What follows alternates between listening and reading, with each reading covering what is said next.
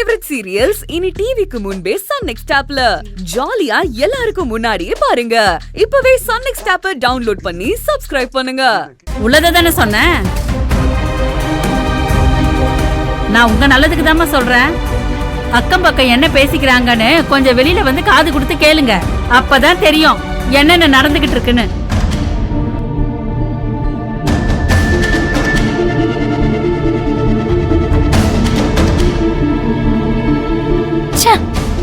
பாத்தல்லமா எப்படி பேசிட்டு போறாங்கன்னு. என்ன பண்ண சொல்ற? இவ நாம சொல்றதுக்கு அடம் பிடிக்காம சம்மதம்னு சொல்ற வரைக்கும் யார் வாயை நம்மளால மூட முடியாது. பினோ, கொஞ்சம் புரிஞ்சுக்கோ. எல்லாரும் உன்னை தப்பா பேசுறாங்கிறதுக்காக இதை நான் சொல்லல. இனிமே உன்னை பத்தி யாரும் தப்பா பேசக்கூடாதுங்கிறதுக்காக தான் நான் இதை சொல்றேன்.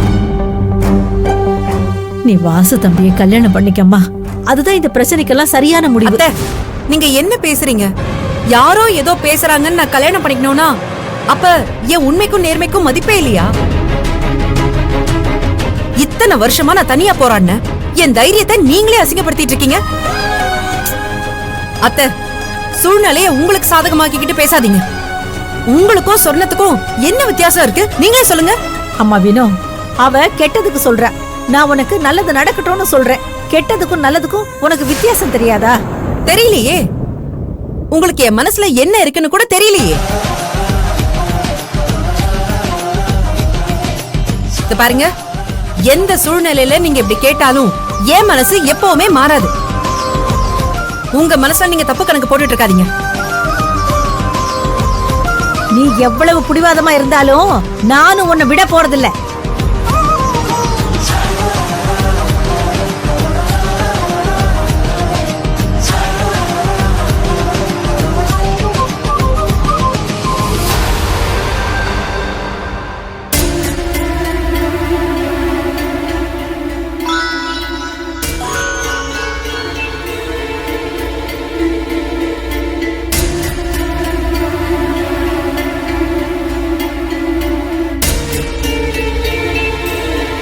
நட்பு என்ற போர்வையில் கபட நாடகம் ஆடும் கூட்டம்.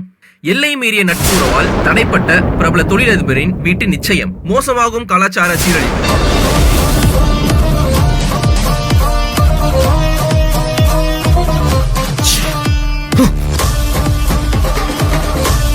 வாசு, என்னடா ஆச்சு? அந்த வீடியோவை நெட்ல அப்லோட் பண்ணிருக்காங்க, நீங்களே பாருங்க.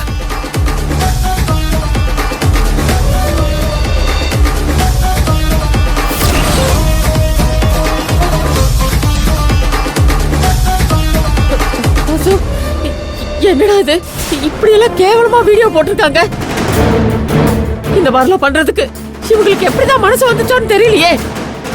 ஒண்ணு இல்லாத விஷயத்த இப்படி தப்பாக்கி இருக்காங்க. இங்க பாரு வாசு, எனக்கு உன்னை பத்தி தெரியும். மத்தவங்க என்ன நினைச்சா என்னடா? இங்க பாரு, நீ எதை நினைச்சு கவலைப்படாத. அம்மா, எனக்கு வினோதினி நினைச்சாதான் கவலையா இருக்கு. இந்த வீடியோவை பார்த்தா அவங்க மனநிலை என்னவா இருக்கும்? ரொம்ப பாவமா அவங்க. என்னதான் அவங்களுக்கு இந்த பிரச்சனை எல்லாம்?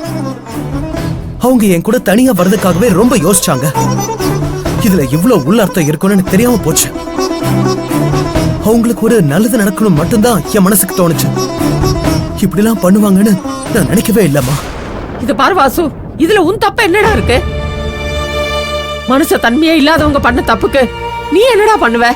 நான் எதுவுமே பண்ண முடியல, அதுவே தப்பா இருக்கு. நியாயமா இந்த சூழ்நிலையில அவங்க பக்கத்துல இருந்து ஆறுதல் சொல்லணும். அதுக்கு வாய்ப்பு இல்லாம அவங்க முகத்துல கூட முழிக்க முடியாத அளவுக்கு நீங்க உங்க பங்குக்கு பண்ணிட்டீங்க.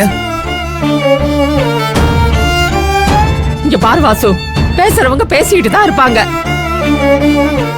உண்மையிலேயே ஊர்வாயை அடைக்கணும் நீ நினைச்சீனா அவளை ஏத்துக்கிறதாடா அவளுக்கு நீ சொல்ற உண்மையான ஆறுதலா இருக்கும்.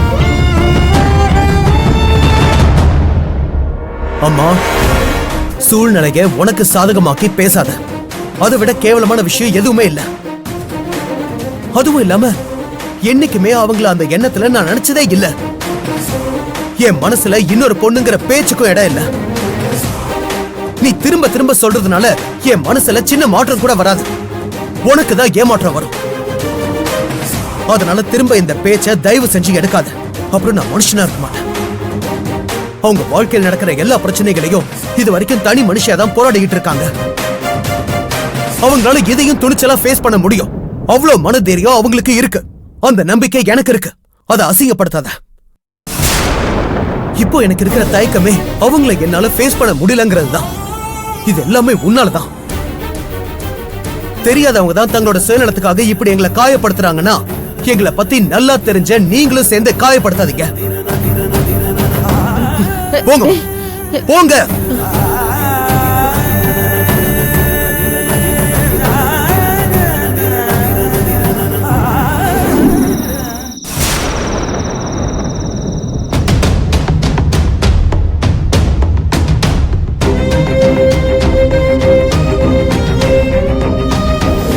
இனிமே நீ அக்கம் பக்கம் ரோட்ல நடந்து போறப்போ உன்னை பாக்குற அத்தனை முகமும் அவங்க பாக்குற பார்வையும் இந்த சொர்ணாமா தான் தெரியும். இன்னும் பொண்ணுங்களுக்கு குற்றம் நடந்துகிட்டு தானே இருக்கு.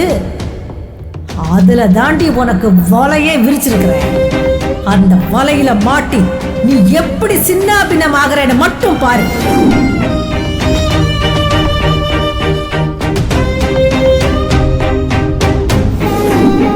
ஆமா, உன்னை பத்தி ஏதோ தப்பான வீடியோ நெட்ல வந்ததா என் புருஷன் சொன்னாரு. நான் கூட பார்த்தேன்.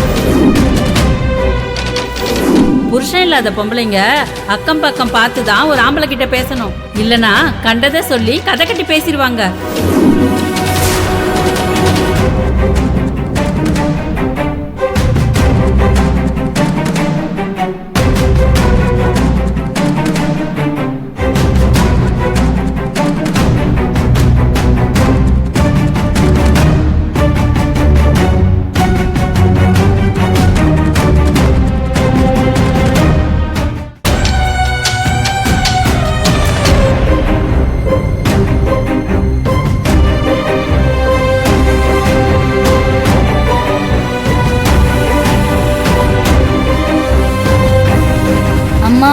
நாளைக்கு ஸ்கூல்ல பேரண்ட்ஸ் மீட்டிங் ஞாபகம் இருக்குல்ல? நீ கண்டிப்பா வரணுமா?